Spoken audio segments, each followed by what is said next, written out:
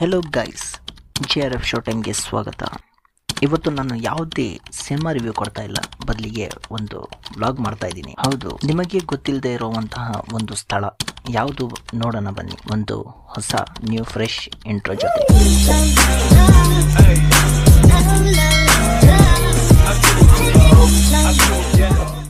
ಹೌದು ಗೈಸ್, ಆ ಸ್ಥಳದಲ್ಲಿ ನೀವು ಹೋಗಿದ್ದೀರಾ?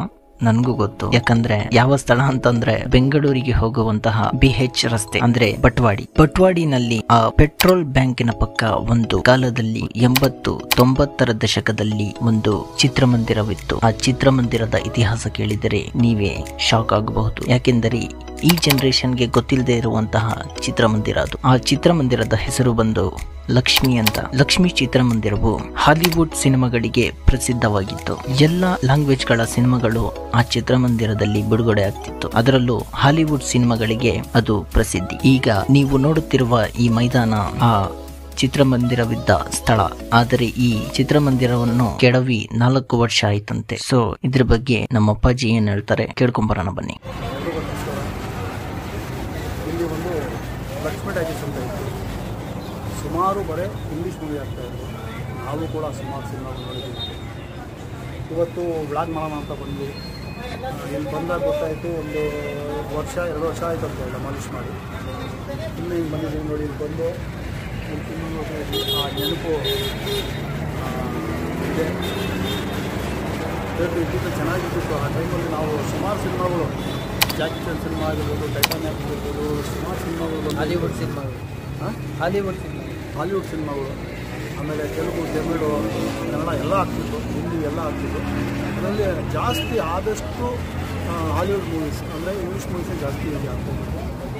ಆಮೇಲೆ ಈಗ ಇಲ್ಲೆಲ್ಲ ಈ ಥರ ಎಷ್ಟೆಲ್ಲ ಇಂಪ್ರೂವ್ ಆಗಿದೆ. ಆವಾಗ ನಾವು ಬರೋ ಟೈಮಲ್ಲಿ ಎಷ್ಟೊಂದು ಇಂಪ್ರೂವ್ ಆಗಿರಲಿಲ್ಲ. ಆವಾಗ ನಾವು ಸುಮಾರು ಟೈಮಲ್ಲಿ ಕುದುರೆ ಗಾಡಿಲೆಲ್ಲ ಬರ್ತಿದ್ವಿ ನಾವು ಈ ಸಿನಿಮಾ ನೋಡೋಕ್ಕೆ. ಅದು ನಮಗೆ ಒಂದು ಖುಷಿ ಅನ್ನಿಸ್ತಿತ್ತು. ಇವತ್ತು ಆ ನೆನಪು ಬರ್ತಾಯಿದೆ. ಅದು ಕೇಳೋಕ್ಕೆ ನಮ್ಮ ಮಗನೇ ತೆಲುಗಿನ ಸ್ಟೂಡೆಂಟು ಈ ಥರ ವ್ಲಾಗ್ ಮಾಡೋಣ ಬನ್ನಿಯಪ್ಪ ಅಂತ.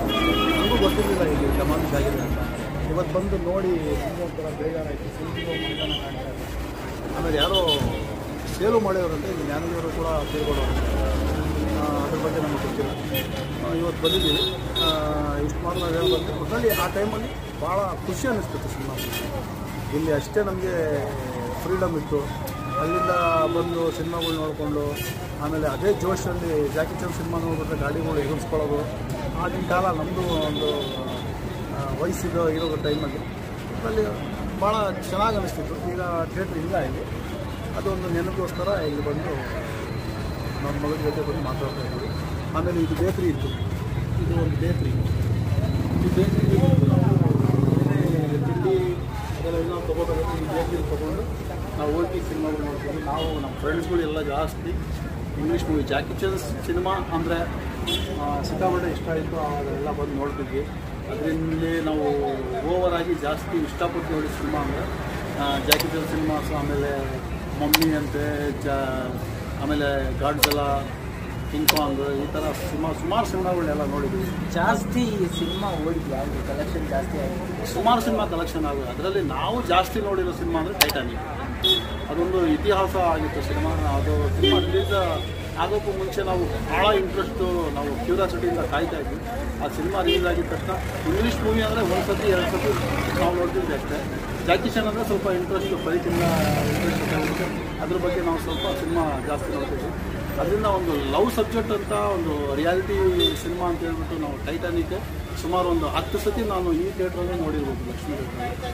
ಆವಾಗ ಎಲ್ಲ ನಮ್ಗೆ ಯಾರು ಬಂದು ಇಲ್ಲಿ ಕೂತ್ಕೊಳ್ತಿತ್ತು. ಇನ್ನು ಟಿಕೆಟ್ ಕೊಡೋ ಟೈಮಲ್ಲಿ ಬಂದು ಇಲ್ಲೆಲ್ಲ ಕೂತ್ಕೊಂಡು, ಇಲ್ಲೆಲ್ಲ ಈ ಜಾಗದಲ್ಲೆಲ್ಲ ಕೂತ್ಕೊಂಡು ಸುಮಾರು ತಿಂಡಿಗಳೆಲ್ಲ ತೊಗೊಂಡು ಸುಮಾರು ಜನ, ಒಂದು 10-12 ಜನ ನಾವು ಫ್ರೆಂಡ್ಸು ಎಲ್ಲ ಬರ್ತಿದ್ವಿ, ಸಿನಿಮಾ ನೋಡ್ತಿದ್ವಿ. ಆಮೇಲೆ ಅಲ್ಲೊಂದು ಹೋಟ್ಲಿದೆ, ಆ ಹೋಟೆಲಲ್ಲಿ ತಿಂಡಿ ಎಲ್ಲ ಮಾಡಿದ್ವಿ. ಬಟ್ವಾಡಿಗೆ ಬಂದು ಹೋಗ್ಬೇಕಂದ್ರೆ ಒಂದು ಆಸೆ. ಆಟೋ ಬರ್ತೀವಿ. ಆವಾಗೆಲ್ಲ BTS ಏನೂ ಇಲ್ಲ. ಆಟೋ ತಪ್ಪಿದ್ರೆ ಕುದುರೆ ಗಾಡಿ.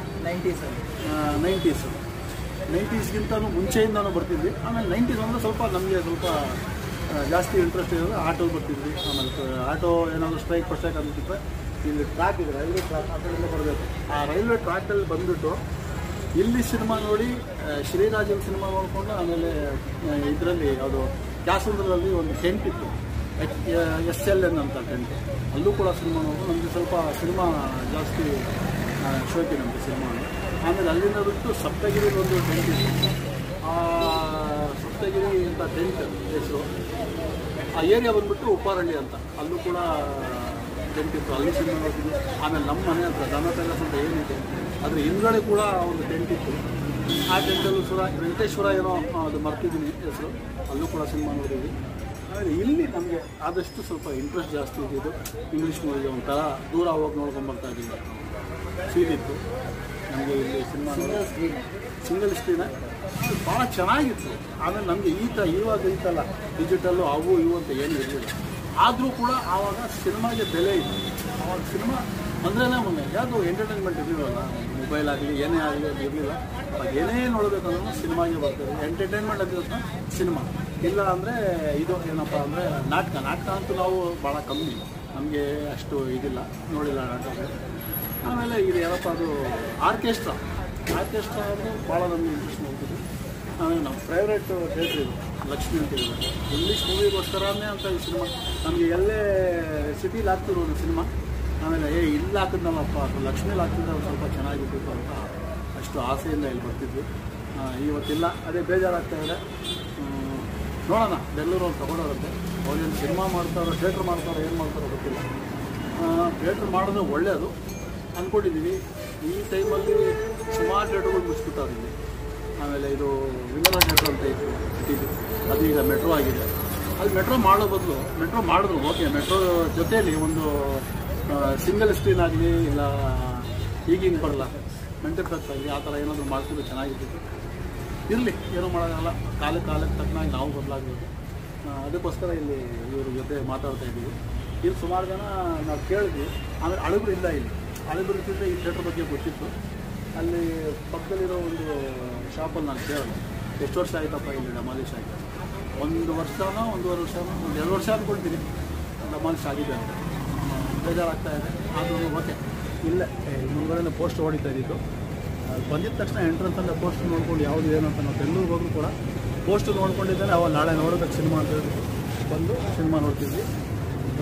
ಸೊ ಹೀಗೆ ಈ ಚಿತ್ರಮಂದಿರದಲ್ಲಿ ಫೇಮಸ್ ಸಿನಿಮಾಗಳಾದಂತಹ night at the museum, Titanic, Jackie Chan ಸಿನಿಮಾಗಳು, Jurassic Park, King Kong, mummy, Independence Day, Tom Cruise ನ ಸಿನಿಮಾಗಳು ಇತ್ಯಾದಿ ಸೇರಿದಂತೆ ಬಹಳಷ್ಟು ಹಾಲಿವುಡ್ ನ ಸಿನಿಮಾಗಳು ಆ ಕಾಲದಲ್ಲಿ ರಿಲೀಸ್ ಆಗುತ್ತಿತ್ತು. ಮತ್ತು ಈ ಚಿತ್ರಮಂದಿರವು ಹಾಲಿವುಡ್ ಸಿನಿಮಾಗಳಿಗೆ ಫೇಮಸ್ ಆಗಿತ್ತು. ಸೊ ಇದಾಗಿದ್ದು ಲಕ್ಷ್ಮೀ ಚಿತ್ರಮಂದಿರವಿದ್ದಂತಹ ಸ್ಥಳದ ಇತಿಹಾಸ. ಸೊ ಮುಂದಿನ ಬ್ಲಾಗ್ ಜೊತೆ ಮತ್ತೆ ಭೇಟಿಯಾಗ್ತೀನಿ. ಅಲ್ಲಿವರೆಗೂ ಬಾಯ್.